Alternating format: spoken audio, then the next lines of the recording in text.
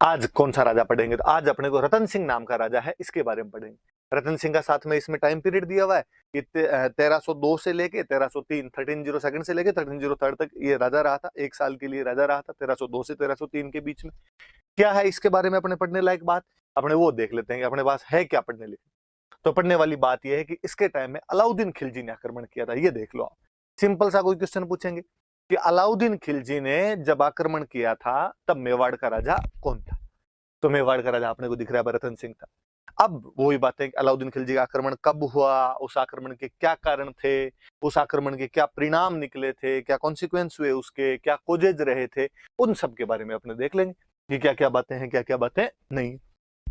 तो ये कुल मिला के आपने तो यहाँ तो इतना ही देखना है कि राजा कौन सा है, बाकी बातें मैं बता दूंगा। तो राजा तो कौन सा? तो राजा है अपना रतन सिंह। इसके बारे में, इसके टाइम की सबसे बड़ी घटना तो अलाउद्दीन खिलजी का आक्रमण। अलाउद्दीन खिलजी एक दिल्ली का सुल्तान है, वो आक्रमण कर रहा है। और इसके क्या क्या पढ़ने अपने को, एक तो इसके कारण पढ़ने और एक इसके क्या पढ़ने अपने को, कॉन्सिक्वेंस पढ़ने। बस ये बातें इतनी देख लो अपने। अब आप आगे देखो, मैं पढ़ा मत देता हूँ, समझा दूंगा मैं आपको ढंग से। नोट्स में आपके सब लिखा हुआ होगा, वहां से आप और टैली कर लेना। अब चलो अपने पढ़ते हैं। देखो देखना इधर आप, पहले कहा आक्रमण, अटैक।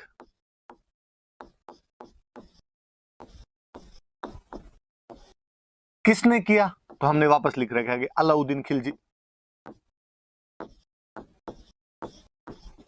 अलाउद्दीन खिलजी नाम का एक राजा था और उसने अटैक किया। कब किया? अभी ये याद रखने वाली बात है, 1303। ये याद कर लेना, कोई क्वेश्चन यहां से बना लेगा कि अलाउद्दीन खिलजी ने चित्तौड़ पर आक्रमण कब किया था? तो 1303 में आक्रमण किया था। उस टाइम राजा कौन था? तो उस टाइम राजा रतन सिंह। स्वाभाविक सी बात है, कोई आक्रमण होगा तो उस आक्रमण के कुछ कारण होंगे। तो अलाउद्दीन खिलजी ने भी आक्रमण क्यों कर दिया? अपने इसके कोजेज देख लेते हैं, रीजंस देख लेते हैं इसके कि क्या कोजेज रहे होंगे इसके। देखो एक तो स्वाभाविक सा, एक सिंपल सा कारण होता है कि कोई भी एक राजा दूसरे राजा पे अटैक क्यों करेगा। इसका कारण ये कि कोई भी राजा अपने साम्राज्य का विस्तार करना चाहता है। सब में एम्बिशंस होते हैं कि वो जो अपना एम्पायर है उसको बढ़ाए, उसका और विस्तार करे, उसका एक्सपांशन करे। अलाउद्दीन खिलजी तो खुद यही चाहता था कि वो अपने साम्राज्य का विस्तार कर ले। और हम कहते हैं कि साहब, जो दिल्ली के मुसलमान राजा हुए थे उनमें अलाउद्दीन खिलजी पहला राजा है जो साउथ इंडिया भी चला गया था और साउथ इंडिया को भी जीतने की कोशिश करता है। तो आप देख लो, जो इतना साम्राज्यवादी राजा होगा, इतना ज्यादा एम्पेरियलिस्टिक पॉलिसी जो अपनाएगा, क्या वो दिल्ली के पास में राजस्थान को जीतने का प्रयास नहीं करेगा? ऑब्वियस सी बात है करेगा।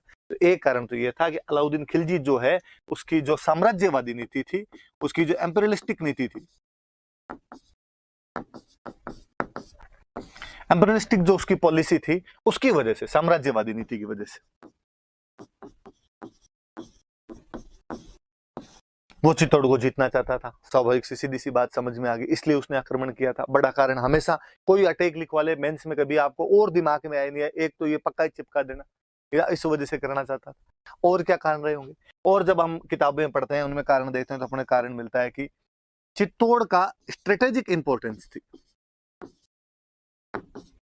और केवल स्ट्रेटेजिक ही नहीं, उसकी इकोनॉमिक इंपॉर्टेंस भी थी। मैं समझा दूंगा कैसे क्या, देख लो आप। एक तो स्ट्रेटेजिक को तो अपने हिंदी में कह देंगे सामरिक, और इकोनॉमिक तो अपने को समझ में आ ही रही है, आर्थिक का दो, व्यापारिक का दो, कुछ ही का दो। कैसे? देखो मैं बताता हूँ। पहले अपने इसको बोल रहे हैं कि उसकी सामरिक, सामरिक उसका महत्व था, इंपॉर्टेंस थी, स्ट्रेटेजिक इंपॉर्टेंस हुआ करती थी। क्या स्ट्रेटेजी रही होगी, क्या इंपॉर्टेंस रही होगी चित्तौड़ की? तो चित्तौड़ की इंपॉर्टेंस ये है कि चित्तौड़ का किला एक पहाड़ पे बना हुआ है।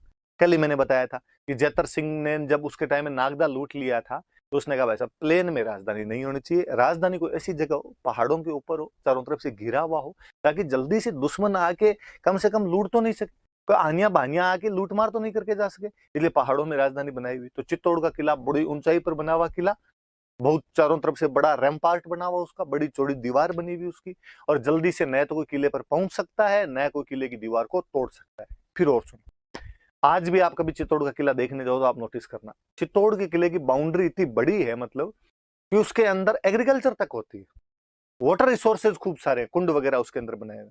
इसका मतलब था कि यदि कभी जरूरत पड़ जाए, ऐसा लगे कि घेर लिया गया है, बड़ा आक्रमण हो गया है, तो आप अपनी पब्लिक को किले के अंदर ला के रख सकते हैं और अंदर खाने पीने की भी पूरी व्यवस्था की जा। स्टोरेज है तो स्टोरेज बहुत अच्छे थे और युद्धों के टाइम में स्टोरेज के बहुत अच्छा महत्व हुआ करता था, तो एक वो भी बड़ी बात थी। किस वजह से भी चित्तौड़ का महत्व बढ़ रहा था। अब अलाउद्दीन खिलजी को ये क्यों चाहिए? वो तो दिल्ली बैठा है, उसको चित्तौड़ में आगे क्या करना है? ये वो समय था जब भारत पर मंगोलों के आक्रमण हो रहे थे, मंगोल आक्रमणकारी थे, वो लगातार अटैक कर रहे थे। अलाउद्दीन खिलजी के टाइम में मंगोल एक दो बार तो दिल्ली के पास तक आ गए थे, इसलिए अलाउद्दीन को लगता था यार कल को खुदा ना खास्ता दिल्ली के अंदर घुस गए तो अपने क्या करेंगे, इससे अच्छा कोई एक ऐसा किला हो, ऐसा फोर्ट हो, चारों तरफ से रैम्पार्ट से घिरा हुआ हो, जिसमें जल्दी से दुश्मन घुस नहीं पाए। और वो आसपास में कोई नजदीक किला उसको दिख रहा था, तो वो चित्तौड़ का किला दिख रहा था, इसलिए चित्तौड़ के किले का स्ट्रेटेजिक इंपोर्टेंस है। याद रखना, कभी आपसे प्री में, मेंस में, इंटरव्यू में पूछ ले भाई चित्तौड़ का क्या सामरिक महत्व है, क्या स्ट्रेटेजिक इंपोर्टेंस है, बताना। कि पहाड़ी पर बना हुआ है, उसकी दीवार बहुत लंबी चौड़ी बनी हुई है जिसको तोड़ के जाना संभव नहीं है, उसके अंदर स्टोरेज की बहुत अच्छी सी संभावनाएं हैं, तो इस वजह से कोई भी राजा ये चाहता था कि ऐसा सुरक्षित किला मेरे पास में रहेगा तो मैं उसके अंदर रह के अपनी अपनी सेना की, अपनी जनता की रक्षा बहुत अच्छे से कर सकूंगा। एक बात और लिखी मैंने, इकोनॉमिक, आर्थिक। फिर अपने को लगता यार चित्तौड़ का क्या इकोनॉमिक इंपोर्टेंस रहा होगा, वापस सुनना। देखो अपने इंडिया में दो जगह, उत्तर भारत में बेसिकली नॉर्दर्न इंडिया जो अपना है, उत्तर भारत है, उसमें दो जगहों का बड़ा महत्व था इकोनॉमिकली। किस किस का? एक तो गुजरात का,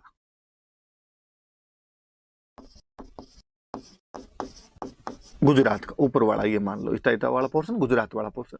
और एक जगह जो थी ये अपना इधर वाला राजस्थान कर लो, तो एक जगह अपने राजस्थान की लगती भी मालवा। इन दो जगह का बहुत इंपॉर्टेंस हुआ करता था, एक तो गुजरात का और एक मालवा का। मालवा कहां पे आता है? एमपी, अपने मेवाड़ के टच करता हुआ जो एमपी का पोर्शन है उसको हम मालवा बोलते हैं। कभी आपने कोई डिस्ट्रिक्ट के नाम सुने? देखो मंदसौर, उज्जैन, रतलाम, नीमच, ये वाला जो इलाका इसको अपने क्या बोलते हैं? मालवा। हरा भरा प्रदेश, बहुत अच्छी सी खेती होती है, जहां पर जितनी ज्यादा खेती होगी वहां से उतना ही ज्यादा रेवेन्यू मिलेगा, जहां से जितना ज्यादा रेवेन्यू मिलेगा वो राजा उतना ही शक्तिशाली होगा, जो राजा जितना अधिक शक्तिशाली होगा उसके पास उतनी बड़ी सेना होगी, जिस राजा के पास जितनी बड़ी सेना होगी वो उतना ही बड़ा साम्राज्य विस्तार कर लेगा। इसलिए दिल्ली में बैठा हुआ हर सुल्तान चाहता था कि मालवा के ऊपर कब्जा कर ले, तो मालवा में कब्जा करना जरूरी था। ठीक है, फिर गुजरात, गुजरात में पोर्ट लगता है, समुद्र का कोस्टल एरिया था, और अपने अरब यात्रियों की तरफ से, अरब जितने भी मर्चेंट आया करते थे उनके द्वारा जो भी ट्रेड किया जाता था, वो जो सारे पोर्ट थे वो गुजरात वाले पोर्ट थे। इसलिए जिसके पास गुजरात वाले पोर्ट रहेंगे वो अरबों से, अरब जो मर्चेंट है उनके साथ में व्यापार बहुत ढंग से कर पाए। फिर वो मिडेवल चल रहे हैं, मिडेवल में युद्ध ज्यादा हो रहे हैं, युद्धों में सबसे अच्छी जरूरत किसी की? तो घोड़ों की जरूरत थी, और जो अरेबिक हॉर्सेस थे वो सबसे अच्छे माने जाते थे। इसलिए अरबी घोड़े किसके पास ज्यादा आएंगे? जिसके पास पोर्ट्स होंगे, पोर्ट्स होंगे तो ट्रेड ज्यादा अच्छा करेगा, तो घोड़े भी उधर से ज्यादा मंगवा लेगा। इसलिए कोई भी दिल्ली का राजा गुजरात पे भी कब्जा करना चाहता है। ठीक है, दो चीजें, ट्रेड के लिए गुजरात, एग्रीकल्चर के लिए मालवा, दिल्ली वालों को कब्जा करना है। लेकिन ऐसा कहते हैं कि दिल्ली से मालवा और दिल्ली से गुजरात दोनों जगह जाने का जो रास्ता था वो अपने चित्तौड़ के बीच से होकर जाया करता था। यदि आपको दिल्ली से गुजरात जाना है तो भी आपको चित्तौड़ के अंदर से होकर जाना पड़ेगा, आपको दिल्ली से मालवा जाना है तो भी चित्तौड़ की बाउंड्री से होकर जाना पड़ेगा। इसलिए अलाउद्दीन खिलजी को लगता था कि यदि मैं चित्तौड़ पे कब्जा कर लेता हूं तो मैं गुजरात और मालवा का जो कंट्रोल है वो बहुत ढंग से कर पाऊंगा। क्योंकि एक लफड़ा और होता था, देखो होता क्या है कि जो पैसे वाले राजा होते गुजरात मालवा के, भाई यहाँ पे अलग राजा बनते। अब मान लो अलाउद्दीन खिलजी आया और अलाउद्दीन खिलजी ने आके उनको हरा दिया, गुजरात के राजा को हरा दिया, मालवा के राजा को हरा दिया, और हरा के उनको कहा कि आज के बाद रे तुम टैक्स मेरे को दोगे, उनका ठीक है साहब दे देंगे। अब अलाउद्दीन खिलजी उनको धमकियां देके पैसे वैसे लेके उनके पास से घोड़े वोड़े लेके यहाँ से वापस चला गया दिल्ली। और जैसे वो दिल्ली पहुंचा और गुजरात और मालवा वाले राजाओं ने कहा कि हम तो आज रुपए देंगे, कल रुपए देंगे, क्योंकि तब इतना कम्युनिकेशन था नहीं, ट्रांसपोर्टेशन था नहीं, तो सब जानते थे कि यार बार बार दिल्ली से गुजरात और दिल्ली से मालवा आना इतना इजीली पॉसिबल नहीं है, और ये दोबारा आएगा वापस जाएगा वापस आएगा, ये इसके लिए संभव नहीं है। तो एक बार आगे लूट मार करके चला गया, अब कई साल बाद में आएगा, तब तक नहीं भेजेंगे तो नहीं भेजेंगे, इसलिए राजा मना कर दिया करते थे। लेकिन अलाउद्दीन को पता था यदि चित्तौड़ में मेरा बंदा बैठ गया तो चित्तौड़ से गुजरात भी कंट्रोल हो जाएगा और चित्तौड़ से मालवा भी कंट्रोल हो जाएगा। इसलिए चित्तौड़ का स्ट्रेटेजिक इंपॉर्टेंस भी है और चित्तौड़ का इकोनॉमिक इंपॉर्टेंस भी है। तो ये याद रख लेना कि कोई पूछेगा भाई अलाउद्दीन खिलजी ने चित्तौड़ पर क्यों हमला किया, क्योंकि चित्तौड़ का सामरिक महत्व है। कैसे, मैंने बता दिया, किले की वजह से। इकोनॉमिक क्यों है, क्योंकि दिल्ली से गुजरात और दिल्ली से मालवा वाला जो रास्ता है वो कहां से होकर गुजरता था। आप मेवाड़ को तो मेवाड़ का दो, चित्तौड़ को तो चित्तौड़ का दो। और देखते हैं इसके बाद में, देखते हैं अपने और कौन कौन से रहे होंगे आपके, इसके बाद में क्या इंपॉर्टेंस रही होगी इसकी। और अब देखो, मैंने एक बात बताई आपको कि दिल्ली से गुजरात जब जाते हैं तो रास्ता आपने मेवाड़ के अंदर से होकर जाता था। 1299 के आसपास में यही अलाउद्दीन खिलजी गुजरात पर अटैक करने के लिए जा रहे हैं। दिल्ली से गुजरात जाएंगे तो रास्ते में क्या आएगा, मेवाड़। और मेवाड़ के अपने राजा हुआ करते थे समर सिंह। ये जो हम रतन सिंह पढ़ रहे हैं, इसके पापा समर सिंह एक राजा हुआ करता था। और अब आप किसी के घर के अंदर से निकलोगे तो उसे रास्ता तो मांगना पड़ेगा। गांव में चाचा जी के खेत से निकलते हैं तो भी रास्ता मांगना पड़ता है। और अलाउद्दीन ने समर सिंह को कहा, समर सिंह जी मेरे को गुजरात जाना है, आपके घर के अंदर से होके जाना है, प्लीज थोड़ा रास्ता दे दो। समर सिंह ने कहा भाई साहब रास्ता दे देंगे, लेकिन टोल टैक्स लगेगा। रास्ते का कर लगता है, आप कहीं जा रहे हो तो बीच में टोल बने होते हैं। तो उसने कहा मेरी जगह से जाओगे तो आपको टोल देना पड़ेगा, रास्ते का कर देना पड़ेगा, मार्ग कर देना पड़ेगा आपको। अलाउद्दीन ने कहा यार स्टाफ तो चलाओ कम से कम, आप राजा हो मैं राजा हूं, ये तो मत लो यार, मैं आपको थोड़ी छेड़ रहा हूं कोई। उसने कहा कि नहीं, ये तो आपको देना ही पड़ेगा। अलाउद्दीन खिलजी ने कहा ठीक है मैं एक बार दे जाऊंगा, मैं फंसा हुआ हूं, मेरे गुजरात जाना जरूरी है, पर वापस आते टाइम तेरे को मारूंगा मैं। उसने कहा वापस आते टाइम किसने देखी रे, जो करेंगे वो करेंगे, अभी तो तू एक बार दे के जा। बेचारा अलाउद्दीन खिलजी समर सिंह को टैक्स दे के गया वहां पे। समर सिंह ने गुजरात जाते समय अलाउद्दीन खिलजी से टैक्स ले लिया। अलाउद्दीन खिलजी तो गुजरात लूट लाट के वापस चला गया, और वो तो शायद इस बात को भूल भी जाता। पर होता क्या है जी, आपके जो आस पड़ोसी होते हैं वो कई घटनाओं को भूलने नहीं देते। अब जो अलाउद्दीन खिलजी के आसपास वाले थे वो अलाउद्दीन खिलजी को छेड़ते। दरबार लगा हुआ अलाउद्दीन खिलजी का, कोई सामने दरबारी बैठे। अलाउद्दीन खिलजी कभी कहे कि मैंने पूरा हिंदुस्तान जीत लिया है, मैं सिकंदर दूसरा सिकंदर हूँ, जैसे सिकंदर ने दुनिया जीती थी मैं दुनिया जीत लूंगा। और आगे जो बैठे हुए तो एक दूसरे की तरफ देख के आंखों आंखों में इशारे करके हंसते। अलाउद्दीन कहते क्या हुआ, किस बात पे हंस रहे हो? नहीं नहीं, क्या मैं तो यूं ही किसी बात पे हंसी आ गई थी। नहीं नहीं बताओ क्या बात है?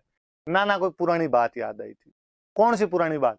कि वो एक बार अपने उधर जा रहे थे ना, किधर, तो अपने वो चित्तौड़ जा रहे थे ना, तो टोल टैक्स होता है ना, एक टोल टैक्स, फिर हंसने लग जाते। तो अलाउद्दीन की एक बात समझ में आ गई कि यार ये मुझे चिढ़ाते हैं उस चक्कर के अंदर, और ये कहते हैं कि तू कहता है मैंने दुनिया जीत ली, यहाँ चित्तौड़ वालों ने तेरे से टोल टैक्स ले लिया था और तेरे को जाने नहीं दिया था, रास्ता तक तो नहीं दिया था, तू कह रहा है मैंने पूरा भारत जीत लिया।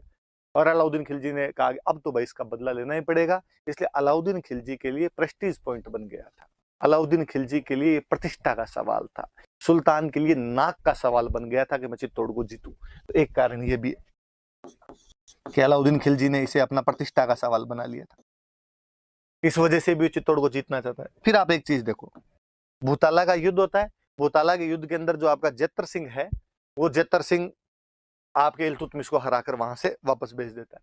ठीक है, समर सिंह अलाउद्दीन खिलजी से गुजरात जाते समय टैक्स ले लेता है।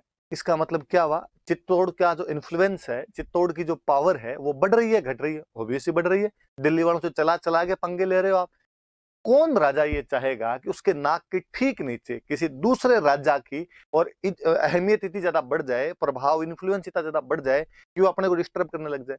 और दिल्ली वालों को लगता है अरे चित्तौड़ वाले ये हमें तंग करने लग गए, इसलिए उनके इन्फ्लुएंस को कम करना जरूरी था, उनका जो प्रभाव था उसको कम करना जरूरी था। एक कारण ये भी है कि कहीं ना कहीं जो चित्तौड़ का इन्फ्लुएंस था वो बढ़ रहा था, मेवाड़ का इन्फ्लुएंस बढ़ रहा था, और उस इन्फ्लुएंस को घटाना चाहते थे। मूल कारण तो ये है आपके। क्या कारण है? तो अलाउद्दीन खिलजी की जो एम्बिशंस थे, एम्परियलिस्टिक एम्बिशन थे, वो बहुत ज्यादा बढ़े हुए थे।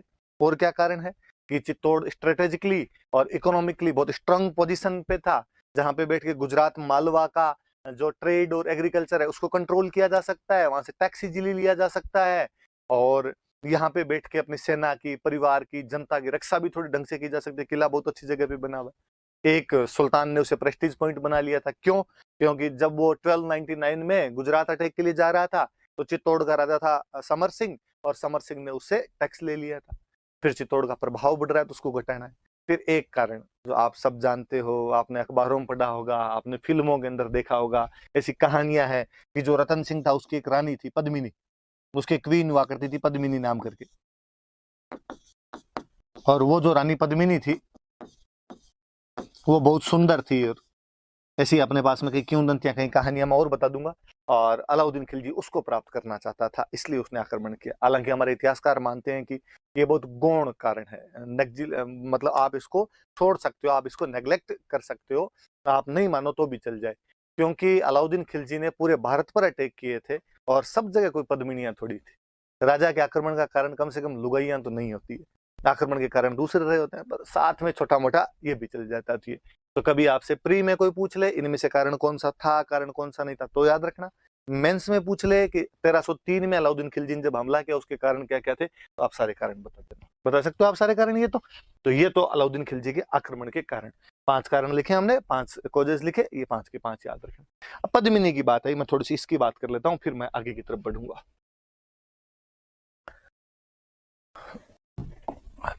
आगे बढ़ते हैं। देखो कारण बता दिया हमने। अब कहानियां किंवदंतियां अपने कुछ ऐसी है कि पद्मिनी सिंहल द्वीप की राजकुमारी थी, सिंहल आइलैंड की राजकुमारी थी, यहाँ की प्रिंसेस थी। कहा गया कि साहब सिंहल द्वीप कहां पे, तो आज का जो श्रीलंका है,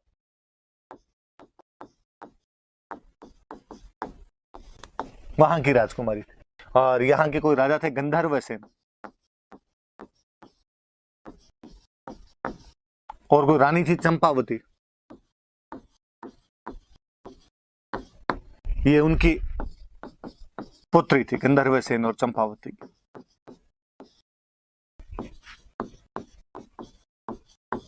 फिर ऐसी कहानियां हैं कि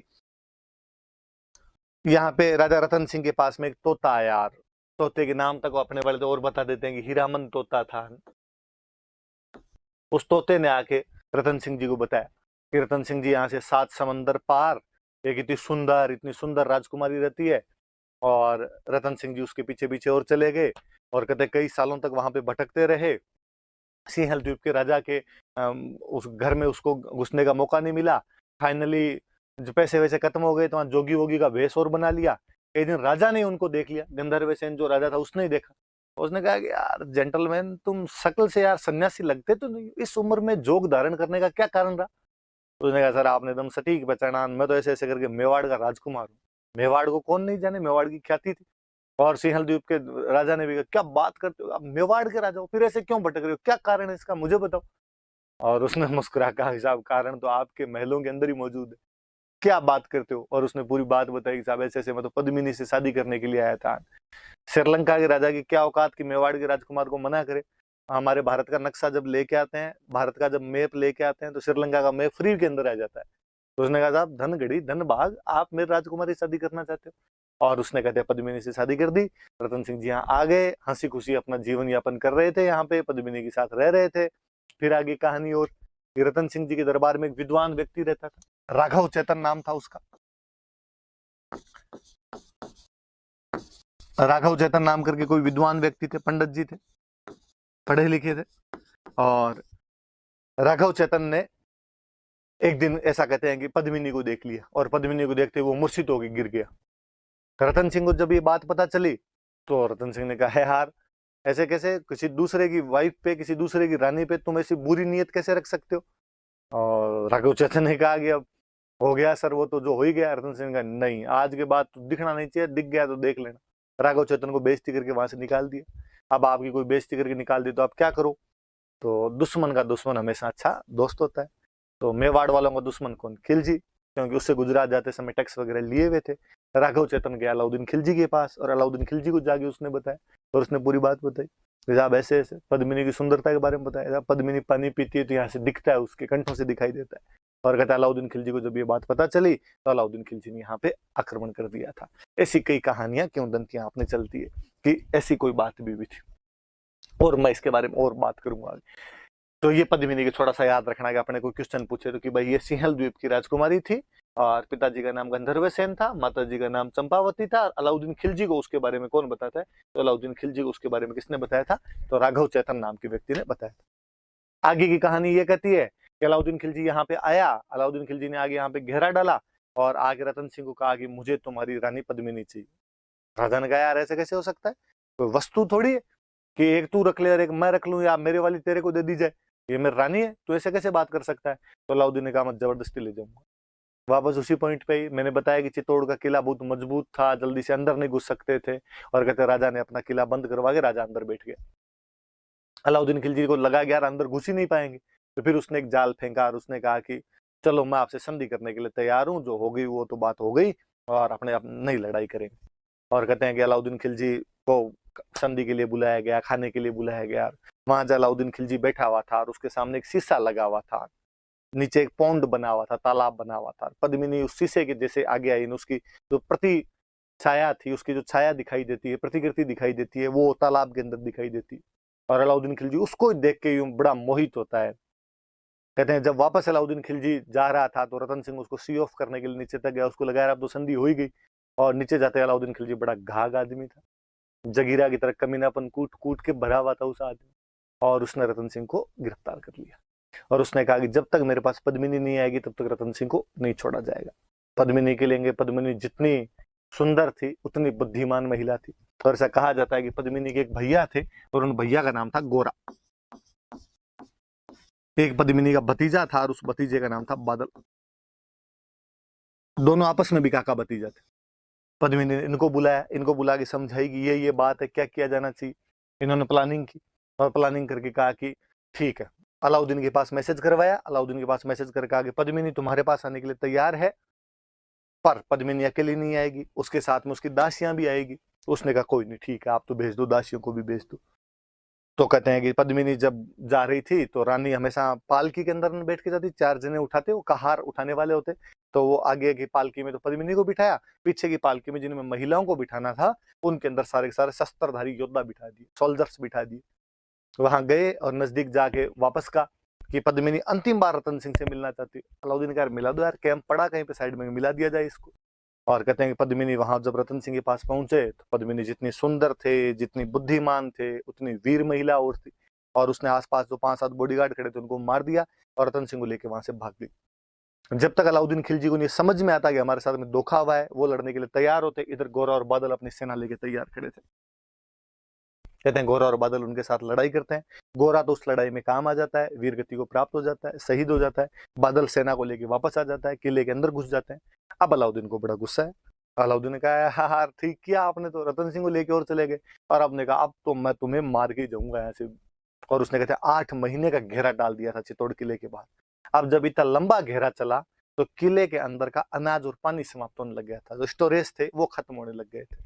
अपने यहाँ पे राजपूत राजाओं में एक और बड़ा जोरदार से विशेषता हुआ करती थी कि जब भी किले का स्टोरेज खत्म हो जाए, जब भी फोर्ट का अन्न पानी समाप्त हो जाए, तो एक टर्म होती है साका।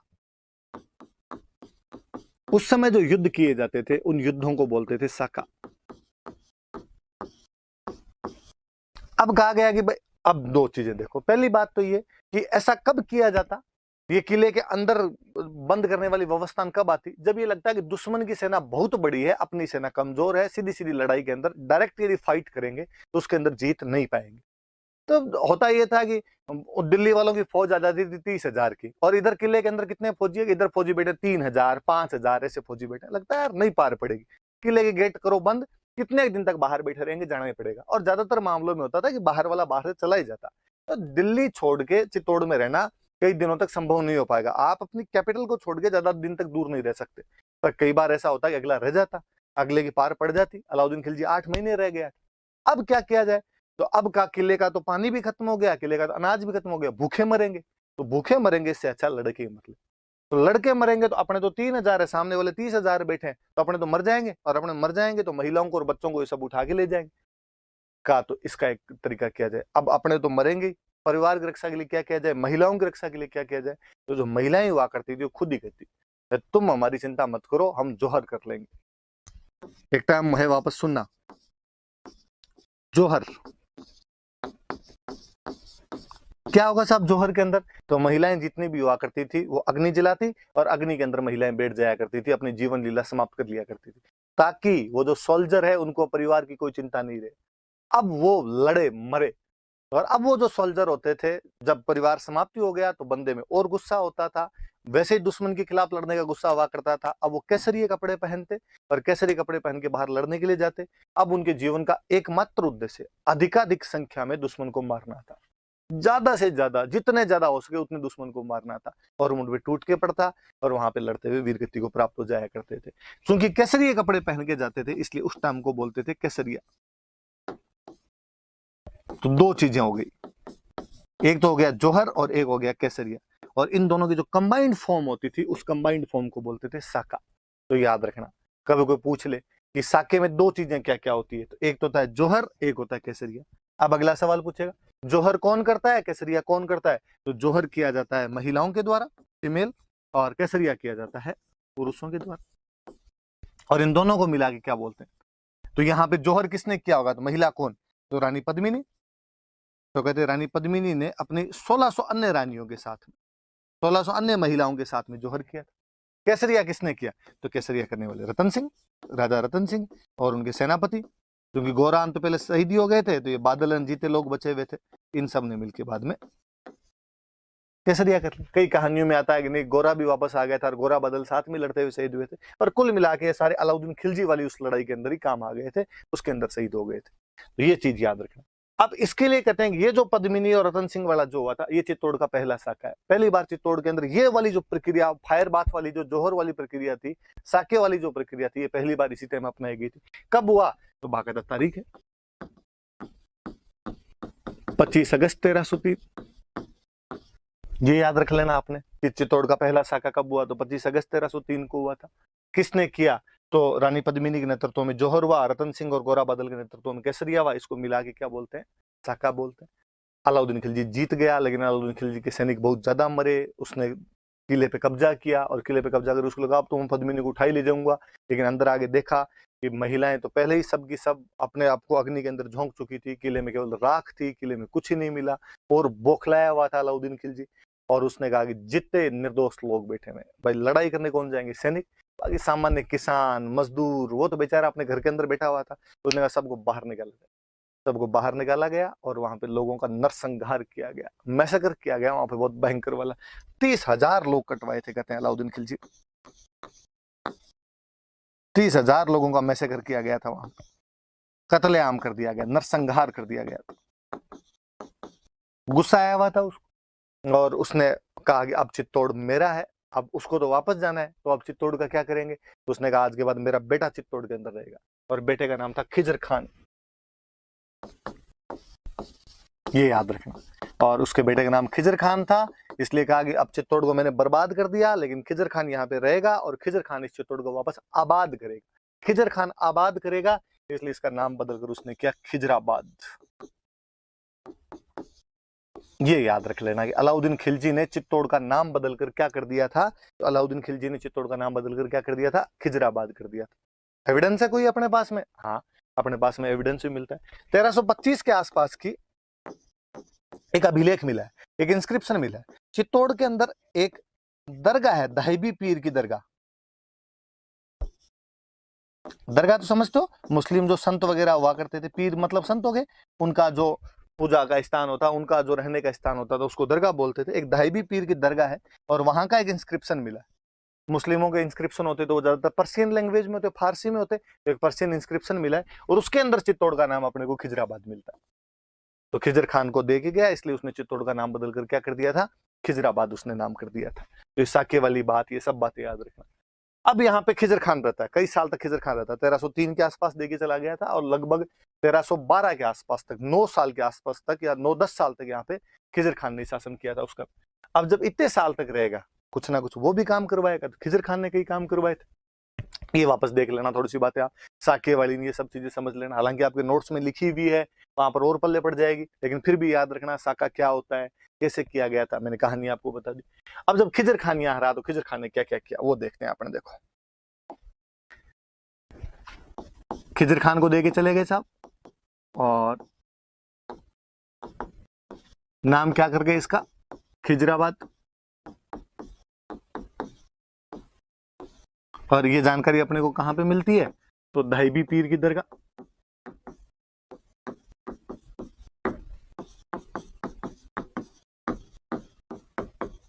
दहीबी पीर की दरगाह के अंदर ऐसा लिखा हुआ, उस अभिलेख में, उस इंस्क्रिप्शन के अंदर ये लिखा हुआ। खिजर खान यहाँ रहा तो एक तो चित्तौड़ के किले के पास एक नदी निकलती है गंभीरी, एक रिवर है गंभीरी, याद रखना। आगे जब चित्तौड़ का किला पढ़ेंगे वापस ये बात काम आएगी, और हम पढ़ेंगे कि चित्तौड़ का किला कौन सी नदी के किनारे, तो गंभीरी नदी के किनारे। और उसने यहाँ पे एक ब्रिज बनवाया था, पुल का निर्माण करवाया था। फिर जैसे हिंदुओं में होता था कि कोई व्यक्ति की मृत्यु हो जाती तो उसकी याद में छतरियां बनाते थे, कैनोपीज बनवाया करते थे। वैसे ही मुस्लिम जो हुआ करते थे वो किसी की मृत्यु हो जाती तो वहां पे जो टॉम बनवाते, मकबरे बनवाया करते थे। तो खिजर खान ने भी यहाँ पर एक मकबरा बनवाया था, टॉम बनवाया था, मकबरे का निर्माण करवाया था। और अभी भी जैसे होता है कि आप तो क्या एग्जांपल दूं, अस्पताल बनवाया कि सरकार ने अस्पताल बनवाया तो बाकायदा वहां पे लिखेंगे। जैसे अभी थोड़े दिन पहले की बात है कि अखबारों के अंदर और हमने पढ़ा कि अटल एक टनल बनाई गई है ना, हिमाचल प्रदेश में कहीं भी टनल बनाई गई, तो अब वहां पे बोर्ड लगेगा और उस बोर्ड में आएगा कि टनल का निर्माण इस सरकार के कार्यकाल में हुआ था, प्रधानमंत्री ने इसका उद्घाटन किया था, इस कार्यक्रम में ये लोग उपस्थित थे, ये काम अब शुरू हुआ था, ये काम अब खत्म हुआ था। तो पहले राजा महाराजा भी ये काम क्या करते, और वो भी ऐसे इंस्क्रिप्शन लिखवाते, वो भी ऐसी बातें लिखवाते कि मैंने बनवाया है, इतने रुपए लगवाए, फलाने फलाने आदमी थे, ये मिस्त्री था, इससे मैंने अभिलेख लगवाया, ये सब बातें लिखवाया करते। तो खिजर खान ने यहाँ पे कोई एक टॉम बनवाया था। अब जो जब वो टॉम का इंस्क्रिप्शन लिखवाता है, उसका मैंने बताया मुस्लिम राजा थे तो उनके सारे इंस्क्रिप्शन कौन सी लैंग्वेज में हो गए, तो पर्शियन। तो उसमें खिजर खान कहता है कि मैं खिजर खान ये टॉम बनवा रहा हूं यहाँ पे। फिर वो कहता है यार तुम मुझे तो जानते हो नहीं जानते, पर तुम मेरे पापा को पक्का जानते हो, मेरे पापा अलाउद्दीन खिलजी है। फिर वो अलाउद्दीन खिलजी खूब सारी तारीफें करता है, और अलाउद्दीन खिलजी के लिए कहता है, अपने पापा के लिए कहता है कि वो सेकंड सिकंदर है, अलेक्जेंडर द ग्रेट जो हुआ था, जिस प्रकार उसने दुनिया जीती थी वैसे मेरे पापा दुनिया जीत लेंगे। सिकंदर सानी है, सानी का मतलब होता है सेकंड, दूसरा। फिर वो और कहता है कि मेरे जो पापा है वो शेडो ऑफ गॉड है, ईश्वर की छाया है, हल्के में मतलब लेना भाई साहब। फिर वो और कहता है मेरे जो पापा है वो पूरी दुनिया की रक्षा करते हैं, डिफेंडर है, पूरी दुनिया के प्रोटेक्टर है। अब आपसे कोई पूछ ले कि राजस्थान पे कौन से एक इंस्क्रिप्शन से, कौन से स्थान के इंस्क्रिप्शन से अलाउद्दीन खिलजी को second Sikandar, shadow of God या डिवाइन शेडो और प्रोटेक्टर ऑफ वर्ल्ड कहा गया, डिफेंडर ऑफ वर्ल्ड कहा गया, तो याद रखना चित्तौड़ में का भी लेख। अब अपने दिमाग में सब, चित्तौड़ में तो अलाउद्दीन खिलजी मरवा गया था लोगों को, चित्तौड़ में तो 30,000 बेकसूरों को कटवा के चला गया था, वहां पर उसके बारे में अभिलेख क्यों होगा? चित्तौड़ वाले राजाओं से तो उसकी बनती नहीं थी। तो उसका रीजन अपने पास ये याद रखना कि उसका बेटा था खिजर खान, उसने यहाँ पे 9-10 साल शासन किया था, और उसके चक्कर में वो जब लिखवाएगा तो बाप की तारीफें तो बेटा तो करेगा अपने आप। फिर मेरी कल वाली बात पे वापस जाना, मैंने बताया था कि राजा अपने आप को भगवान से जोड़ दिया करते थे, ये देख लो, संसार की रक्षा भगवान करता है, पर अभिलेख कहता है अलाउद्दीन खिलजी कर रहा है, ईश्वर की छाया तक बताया हुआ उसके अंदर। तो खिजर खान के दो काम याद रखना आपने, एक तो गंभीरी नदी पर उसने पुल बनवाया था, और एक उसने मकबरा बनवाया था। मकबरे में एक इंस्क्रिप्शन है वो पर्शियन लैंग्वेज का, और उसमें अलाउद्दीन खिलजी की ये तारीफें की हुई है। खिजराबाद जो नाम है ये कहाँ मिलता है, तो ये दहीबी पीर की दरगाह है, उसका जो इंस्क्रिप्शन है उसके अंदर ये जानकारियां मिलती है अपने को। अब इसके बाद में, अब खिजर खान को रहते हुए यहाँ पे कई साल हो गए, तो खिजर खान का मन लगना बंद हो गया। खिजर खान का मन लगना बंद हुआ तो उसने अलाउद्दीन के पास मैसेज भेजा कि डैडी अब कई दिन हो गए यार, इधर अब मन नहीं लगता अपना। तो अलाउद्दीन ने कहा तू वापस आ जा। तो उसने कहा चित्तौड़ का क्या किया जाए? तो उसने कहा मैं बंदा भेज रहा हूँ, ये बंदा आके चित्तौड़ संभाल लेगा। इस बार जो बंदा भेजा गया उस बंदे का नाम है मालदेव सोनग्रा, और मालदेव सोनग्रा को कहा गया कि तू चित्तौड़ संभाल।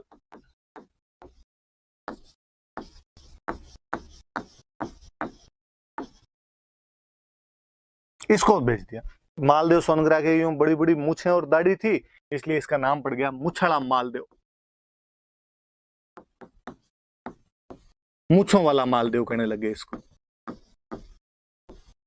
अब बात है ये कौन है, मालदेव सोनग्रा कौन? मैं थोड़ा आगे पढ़ाऊंगा आपको, तब आपके दिमाग में आ जाएगा, या आपने कभी सुना होगा तो आ जाएगा। मैं थोड़ा सा बता देता हूँ यहाँ। अलाउद्दीन खिलजी ने जैसे 1303 में चित्तौड़ पर अटैक किया था, वैसे 1311 में वो जालोर पर अटैक करता है। और जालोर में एक राजा हुआ करता था कानड़ देव सोनग्रा। ये सोनग्रा चौहान होते हैं भाई, कानड़ देव सोनग्रा, और इसका बेटा था वीरम देव सोनग्रा। ये दोनों लड़ते हैं और लड़ते हुए वो इनको भी दोनों बाप बेटों को साका करना पड़ता है। यहाँ पर भी 1311 में जालोर के अंदर साका होता है और ये सब लड़ते हुए मारे जाते हैं। कहते हैं मालदेव सोनग्रा उसके अंदर जिंदा बच जाता है। ये कन्नरदेव सोनग्रा का भाई था, इसका ब्रदर था। कोई तो कहते हैं जिंदा बच जाता है, कोई कहते हैं कि नहीं कन्नरदेव ने उसको पहले से ही बाहर निकाल दिया था। अब जालोर पे अलाउद्दीन खिलजी ने कब्जा कर लिया, पर मालदेव सोनग्रा बिगाड़ करे। वो अब जो अपनी छोटी मोटी जो भी आर्मी उसने बना रखी वो आए, अटैक करे, अलाउद्दीन खिलजी की सेना को नुकसान पहुंचाए। फाइनली एक दिन अलाउद्दीन खिलजी की सेना ने उसको पकड़ लिया, गिरफ्तार करके दिल्ली ले गए। तो उसका क्या चाहिए, तू क्यों डिस्टर्ब करता है हमें? उसने कहा यार हमारा राज्य जालोर था, तुमने हमारा राज्य छीन लिया। तो अलाउद्दीन ने उसको कहा देख तेरे को जालोर तो मैं दूंगा नहीं, पर मैं तेरे को और ढंग की जगह दे देता हूँ राजस्थान, तू उधर चला। कौन सी? तू चित्तौड़ चला। तो खिजर खान के बाद में अलाउद्दीन खिलजी ने चित्तौड़ किसी को दिया था, तो वो आदमी कौन था? तो मालदेव सोनग्रा। याद रह जाएगी बात। तो उसके बाद ये मालदेव सोनग्रा को दे दिया गया था। तो वो जो 1303 वाला आक्रमण था उसके प्रभाव ये है, उसके कारण ये है कि 1303 में आक्रमण किसने किया? अलाउद्दीन खिलजी ने। कारण क्या क्या थे? तो कारण मैंने बता दिए। अलाउद्दीन खिलजी की इंपीरियलिस्टिक पॉलिसी है, चित्तौड़ का स्ट्रेटेजिक और इकोनॉमिक इंपॉर्टेंस है, चित्तौड़ का इन्फ्लुएंस बढ़ रहा है। समर सिंह ने गुजरात जाते टाइम अलाउद्दीन खिलजी से टैक्स ले लिया, इसलिए अलाउद्दीन खिलजी के लिए प्रेस्टीज पॉइंट है। और अलाउद्दीन खिलजी कहीं ना कहीं रानी पद्मिनी को भी प्राप्त करना चाहता है। मैंने रानी पद्मिनी के बारे में आपको बताया कि वो सिंहल द्वीप की राजकुमारी मानी जाती है, गंधर्व सेन और चंपावती की पुत्री मानी जाती है। राघव चैतन्य ने उसके बारे में अलाउद्दीन खिलजी को जाके बताया था। अलाउद्दीन ने आक्रमण किया तो यहाँ पर अपने साका हुआ। 1303 में 25 अगस्त को साका हुआ। साके में फिर मैंने बताया दो बातें होती थी, एक होता था जौहर, एक होता था केसरिया। महिलाएं जौहर करती थी तो पद्मिनी, न केवल पद्मिनी बल्कि 1600 रानियों ने उसके साथ में जौहर किया। और रतन सिंह और गोरा और बादल उसके सेनापति थे, उनके नेतृत्व में यहाँ पर क्या कर लिया गया? केसरिया कर लिया गया था उनके नेतृत्व में यहाँ पे। और अलाउद्दीन खिलजी ने जब देखा कि अंदर कुछ ही नहीं मिला उसको, तो उसने 30,000 लोग कटवा दिए थे, चित्तौड़ पे कब्जा कर लिया था। नाम बदल के खिजर खान को दिया, इसलिए नाम बदल के खिजराबाद कर दिया। खिजर खान ने गंभीरी पर पुल बनवाया, एक मकबरा बनवाया। मकबरे के अंदर जो अभिलेख है उसमें अलाउद्दीन खिलजी की तारीफें की हुई। वहां पर चित्तौड़ में 1325 का दाहिबी पीर का अभिलेख और है, अलग एक फारसी का अभिलेख है, उसमें चित्तौड़ का नाम अपने को खिजराबाद मिलता है। खिजर खान के बाद में ये मालदेव सोनग्रा को दे दिया था। मालदेव सोनग्रा की बड़ी बड़ी मुछें थी, इसलिए उसका नाम क्या मिल जाता है? मुछड़ा मालदेव मिल जाता है। ये तमाम बातें हमने पढ़ी और इसके बाद थोड़ी सी आगे और चलते हैं अपने। तो ये सारी जानकारियां 1303 वाले। अब अपने को जानकारियां मिलती कहां से? तो एक तो अलाउद्दीन खिलजी का एक कोर्ट स्कॉलर है, उसका एक दरबारी इतिहासकार है। उसके कोर्ट में एक स्कॉलर रहता था, आप सबने नाम सुना होगा, अमीर खुसरो। अमीर खुसरो नाम करके स्कॉलर हुआ है, एक विद्वान व्यक्ति हुआ है, उसके दरबार के अंदर रहा करता था। चित्तौड़ वाले हमले में साथ में था, मतलब आंखों देखा वर्णन है, लाइव कमेंट्री की इस बंदे ने। और इस बंदे ने किताब लिखी, खजाइन उल फुतूह है। खूब सारी किताबें, आप जब मिडाइवल पढ़ोगे तो और कई सारी किताबों के बारे में पढ़ेंगे, पर इसकी किताब है खजाइन उल फुतूह है, या उसका एक नाम और है तारीख अलाई। देखो तारीख का मतलब होता है हिस्ट्री, अलाई का मतलब होता है अलाउद्दीन। तो तारीख अलाई मतलब अलाउद्दीन का इतिहास लिखा हुआ, अलाउद्दीन की हिस्ट्री लिखी हुई। और इसके अंदर वो इस आक्रमण के वर्णन करता है। 30,000 लोग कटवा दिए, ये खुद अलाउद्दीन का एक इतिहासकार है, वो लिख रहा है। साहब 30,000 मारे थे वहां पे, मजा आ गया था हमें इन सबको मार के वहां पे। ऐसी कई बातें अमीर खुसरो ने लिखी। तो कोई आपसे पूछ ले कि कौन सी बुक है उसी टाइम की, कौन सी बुक है जो इस आक्रमण के बारे में बताती है, तो खजाइन उल फुतूह है। नाम याद करना, ये फारसी नाम होते हैं। 2-3 बार जीभ से बोल के देखना, एक बार टंग पे चिपक जाएंगे, जीभ पे चिपक जाएंगे तो याद हो जाएंगे। 2-3 बार यूं खजाइन उल फुतूह है, खजाइन उल फुतूह है, खजाइन उल फुतूह है बोलोगे तो याद हो जाएगा। तारीख ए अलाई एक उसका नाम, ये मैंने बता ही दिया। तारीख मतलब होता है हिस्ट्री और अलाई का मतलब अलाउद्दीन, तो अलाउद्दीन का इतिहास नाम से हो जाता है। फिर वो जो मैंने अभी कहानी सुनाई थी आपको कि पद्मिनी सिंहल द्वीप की राजकुमारी थी, ये कहानी किसने लिखी, क्या लिखी? तो ये कहानी लिखने वाला आदमी है मलिक मोहम्मद जायसी। एक कवि हुए हैं मलिक मोहम्मद जायसी। अपने यूपी में एक जगह पड़ती है जौनपुर, अवध, अवध वाला जो इलाका, अयोध्या के आसपास का इलाका है, वहां के कवि मलिक मोहम्मद जायसी। आगे बढ़ेंगे हम शेरशाह सूरी। शेरशाह सूरी के कंटेम्प्ररी एक ये पोइट हुए थे, और इन्होंने ये पद्मावत नामक एक बुक लिखी थी अवधी लैंग्वेज में, चूंकि अवध के थे तो अवधी लैंग्वेज में 1540 के। ये बुक इन्होंने पद्मावत नाम की इन्होंने एक बुक लिखी थी। किसने लिखी? तो मलिक मोहम्मद जायसी ने। कब लिखी? तो 1540 में। कौन सी भाषा में? तो अवधी। कौन सी बुक लिखी? तो पद्मावत। और इसमें ये सारी कहानियां इन्होंने लिखी। और ये कहानी, ये कविता, काव्य है, पोइट्री है अपने आप में। और ये पोइट्री इतनी ज्यादा पॉपुलर हुई कि बाद में जितने इतिहासकार है उन सब ने इसको थोड़ा बहुत फेर बदल करके लिखा। और वो भले ही आपके नैन्सी कह दो, वो भले ही आपके अबुल फजल कह दो, वो भले ही आपके कर्नल जेम्स टोड कह दो, जो भी बड़े बड़े से हुए उन सब ने कहीं ना कहीं इसका जिक्र किया। उन सब ने इसके बारे में थोड़ा बहुत बात कहीं ना कहीं लिखी है। एक सूर्यमल मिशन अपने जो इतिहासकार में वो डिनाई जरूर करते हैं इसको, निजाब फर्जीवाड़ा है क्या तुम्हारा। बाकी किसी ने नाम चेंज कर दिया, किसी ने कहानी चेंज कर दी, बाकी ऐसी बातें सबने जरूर लिखी। इतनी पॉपुलर चीज हुई थी। पर दिक्कत ये हुई कि यार किंवदंतियां, जनश्रुतियां, फोकलोर कहानियां चलती है समाज के अंदर, बनती बिगड़ती रहती है, हम सुनते हैं उनके बारे में। पर उनमें हिस्टोरिकल फैक्ट है या नहीं है, ये इतिहासकारों को देखना पड़ता है।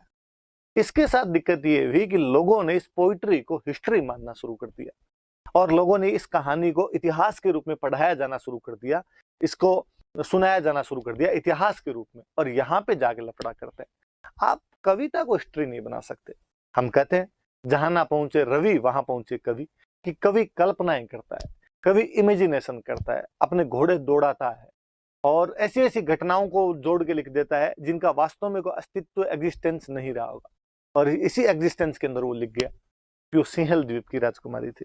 अपने को आज भी लगता है यार, श्रीलंका की राजकुमारी और मेवाड़ का राजा गया शादी करने के लिए, फिर तोता आया, तोते के पीछे चला गया। 1302 से 1303 एक साल का जिसका शासनकाल है, वो कहते हैं 7 साल तक वहां पे भटकता रहा था, फिर पद्मिनी को लेके आया था। जचती नहीं है कहानी। इवन यहां तक कि मलिक मोहम्मद जायसी ने लास्ट में खुद ने कहा है कि साहब ये इमेजिनेशन है मेरी, और मैंने इसके माध्यम से भगवान की बातें की है, मैंने वो जो रूहानी शक्तियां उनकी बातें की है। परंतु वहां तक कौन जाए, हम सब ने उसको हिस्ट्री मान के पढ़ना शुरू कर दिया। इसलिए अपने दिमाग में आज भी सिंहल द्वीप का हमने श्रीलंका बना दिया। भगवान जाने उसने सिंहल द्वीप क्या माना था, क्या नहीं माना था। मुझे तो आज ही बड़ा अजीब सा लगता है कि यार पद्मिनी की सुंदरता का इतना वर्णन किया हुआ है, ये इतनी वो, और वो वैसे वर्णन वैसे गोरे रंग की थी, उसको जब पानी पीती थी यहाँ से पानी दिखता था। मुझे लगा कि यार हिस्टोरियन को थोड़ा सा जलवायु का तो ध्यान देना था। साउथ में भी सुदूर श्रीलंका, वहां के लोग कैसे होते हैं हमने देखे नहीं, सारे क्रिकेट प्लेयर देखे हुए, उनका रंग अपने को देखा हुआ है, और तुम कहते हो कि वहां की एक राजकुमारी इतनी सुंदर आ गई थी। तो ये तो मूर्ख बनाने वाली सी बात हो जाती। परंतु है अपने पब्लिक में तो वही है, डोमेन के पब्लिक डोमेन में तो वही बातें हैं, वो बातें हैं तो हम सुनते भी हैं, पढ़ते भी हैं, वैसी बातें भी करते हैं। परंतु अपने याद रखना, मलिक मोहम्मद जायसी हिंदी लिटरेचर का सब्जेक्ट हो सकता है, मलिक मोहम्मद जायसी हिस्ट्री का सब्जेक्ट नहीं हो सकता। पद्मावत जो है वो एक पोइट्री है, बहुत अच्छी अवधी भाषा की पोइट्री है, उसमें नो डाउट, कोई उसमें संदेह, उसमें शक शुबा करने की आवश्यकता नहीं। परंतु आप कहोगे इसको इतिहास के रूप में पढ़ा जाना चाहिए, तो थोड़ी सी बात अजीब सी लगती है। और फिर एक दिक्कत और हुई, इन्होंने मलिक मोहम्मद जायसी वाली बात को इतना ज्यादा उठा के रख दिया कि अपने जो लोकल चीजें थी उनको भुला दिया गया। अपने जो लोकल जनमानस की अपनी जो कहानियां है, राजस्थानी जो सोर्सेज है, राजस्थान लिटरेचर के जो सोर्सेज है, वो दूसरी बात कहते हैं। राजस्थान लिटरेचर वाले अपने कहते हैं कि साहब वो पुगल की राजकुमारी थी। बीकानेर के अंदर एक जगह पड़ती है पुगल, और पुगल की राजकुमारी थी। और बाकायदा अपने तो कहानियां हैं, ऐसे दोहे बने हुए हैं कि पुगल का पुनपाल भाटी नाम करके कोई बंदा था, उसकी बेटी थी, उसकी शादी की हुई थी। दोहा है अपने तो कि पुगल गडरी पद्मणी तू रानी सिर मोड़, जैसलमेर जलम लियो परणी गढ़ चित्तौड़। कि पुगल गढ़ की पद्मणी तू रानी सिरमोड़, कि तू सभी रानियों में सिरमौर है, सर्वोपरि है। जैसलमेर जलम लियो, उस समय पुगल जैसलमेर रियासत का भाग हुआ करता था। और कहते पुनपाल भाटी पहले जैसलमेर में थे, लेकिन बाद में उनको पुगल का ठिकाना मिल गया था, इसलिए पुगल आ गए थे। तो जैसलमेर जलम लियो कि पैदा तू जैसलमेर में हुई थी, परणीगढ़ चित्तौड़, और तेरी पर शादी तेरी कहाँ जाके करवाई है, ठीक चित्तौड़ के अंदर। आज भी गाँव के अंदर जो सुंदर लड़की हो, या किसी ग्रामीण से किसी सुंदर लड़की के बारे में बताना हो, सुंदर महिला की विशेषता बतानी हो, तो पुगल की पद्मणियों से तुलना की जाती है। अरे वो कितनी सुंदर है, वो तो पुगल की पद्मणी की तरह सुंदर है। तो आज भी पुगल की पद्मिनियां फेमस है। पर भगवान जाने ये सिंहल द्वीप कहाँ से लाए। मुझे तो लगता है यार मलिक मोहम्मद जायसी ने बेचारे ने पुगल ही सुना होगा, लेकिन ठेठ बीकानेर बॉर्डर से यूपी तक जाता जाता पुगल उसके सिंगल बन गया था। और उसने सिंगल लिखा है, सिंगल को अपने वालों ने सिंहल कर दिया, सिंहल वालों को यहाँ तक लाते लाते अपने वालों ने उसका श्रीलंका बना के रख दिया। तो ये ऐसे बातें जोड़ दी गई, बाकी सच्चाई वाली ज्यादा बातें है नहीं। ज्यादातर ने स्वीकार किया, किसने स्वीकार नहीं किया तो आपने ध्यान रख लेना कि सूर्यमल मिश्र ने स्वीकार नहीं किया। अपने बूंदी के हिस्टोरियन हुए और पढ़ेंगे इनके बारे में आगे अपने। और अब देखो एक और अपनी बुक्स है ना, कई बार है ना इनको मिश्रण लिख देती है, तो भाई ये मिश्रण नहीं है, ये मिश्रण है, सूर्यमल मिश्रण। तो ये सारी बातें आप याद रख लेना कि क्या क्या चीजें हैं, क्या क्या नहीं है। और पढ़ेंगे हम आगे, जैसे जैसे बातें आएगी कई तो इनके बारे में और चलती रहेगी चर्चाएं, पर अभी रतन सिंह के बारे में इतनी सब बातें आप याद रखना। चलो अब आगे बढ़ते हैं, आगे क्या है। ये तो रतन सिंह की बातें सारी। ये पद्मिनी का आप फोटो देखना चाहो तो देख लो, ये जौहर का सीन बताया हुआ है कि जौहर के अंदर पद्मिनी बैठे हैं अग्नि की ज्वालाओं के अंदर, और 25 अगस्त 1303 का ये जौहर था। चित्तौड़ का पहला जौहर है ये, चित्तौड़ का पहला साका है ये। मैंने बता दिया आपको जौहर वगैरह क्या होता है, वो सब चीजें आप देख ही लेना।